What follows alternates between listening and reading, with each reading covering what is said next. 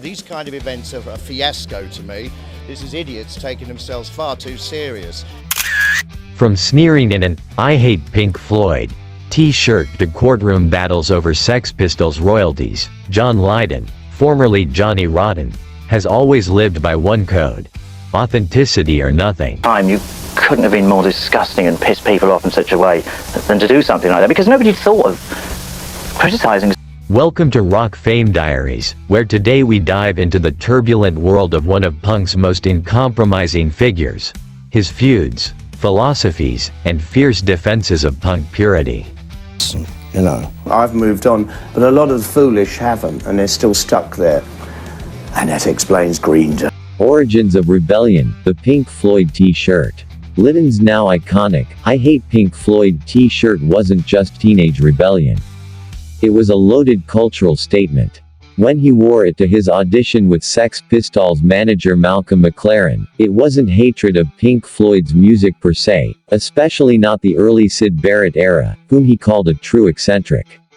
Instead, it was a strategic middle finger to the bloated, overindulgent, stadium rock culture that dominated the 1970s. As Lydon said later, Pink Floyd to me represented everything that was stale and pompous about rock music at that time. That bold shirt helped land him the gig with the Sex Pistols, sparking a movement built on burning down the establishment. Punk's gatekeeper, from The Who to Green Day. Lydon's scorn didn't stop at Pink Floyd. To him, bands like the Rolling Stones, the Animals, and the Who were just pale imitations of black American blues music played very badly. He saw the British invasion as a whitewashing of authentic pain and struggle, a sanitized theft of culture. Even newer bands like Green Day came under fire. He once described them as a coat hanger with a studded leather jacket, calling them parodies of punk devoid of originality. In his eyes, they weren't part of punk's future, they were stuck pretending in its past. Joe Strummer, the working class fraud. Lydon's feud with the Clash's Joe Strummer was deeply personal. Despite Strummer's image as a punk crusader for the working class, Lydon exposed what he saw as an illusion. Joe Strummer was pretending to be working class, Lydon declared, pointing to Strummer's privileged upbringing. For Lydon, punk wasn't a style you adopted, it was a life you lived. Growing up in poverty, Lydon experienced firsthand the realities he sang about, something he felt Strummer could never truthfully embody. Generation Sex and Billy Idol. A clown circus when Billy Idol teamed up with Sex Pistols alumni Steve Jones and Paul Cook in the project, Generation Sex.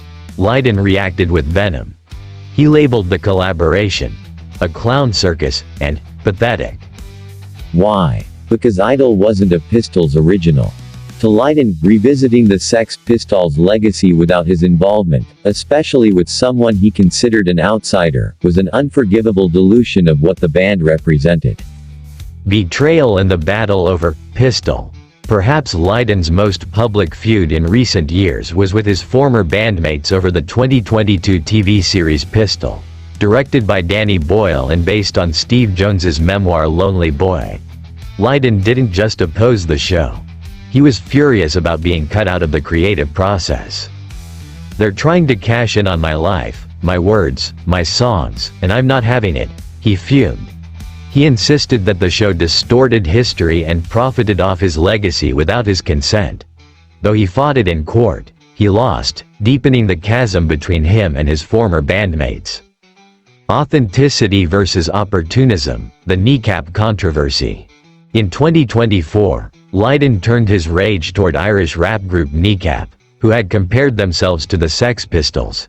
Their political, anti-establishment stance didn't impress him. "I absolutely loathe them," he declared. "They are the enemy." He saw their comparisons to the Pistols as superficial and opportunistic, accusing them of misusing punk to advance nationalist agendas, something he has always denounced. Lydon warned, "I will not have any country's flag used as a badge for prejudice and propaganda." For him, punk was rebellion against systems, not nations, and anyone missing that point was missing the essence of punk. The voice must be real. Tech is killing music more than just an enemy of posers and copycats, Lydon also has strong feelings about the evolution of performance. His biggest modern gripe: auto-tune and backing tracks. "It's an admission that you're not good enough," he said in 2024. "If you can't sing it, don't sing it." He calls it a form of self-deception and betrayal of audiences. To him, rawness is real. Flaws in a live performance are not imperfections. They're soul.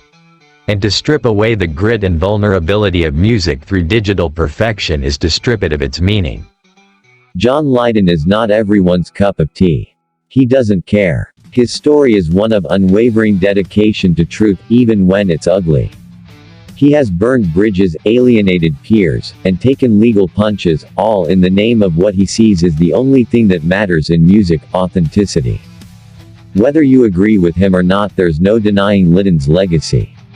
He has remained one of the most defiant, outspoken figures in music, and in a world of manufactured personas and polished performances, that alone is punk as hell.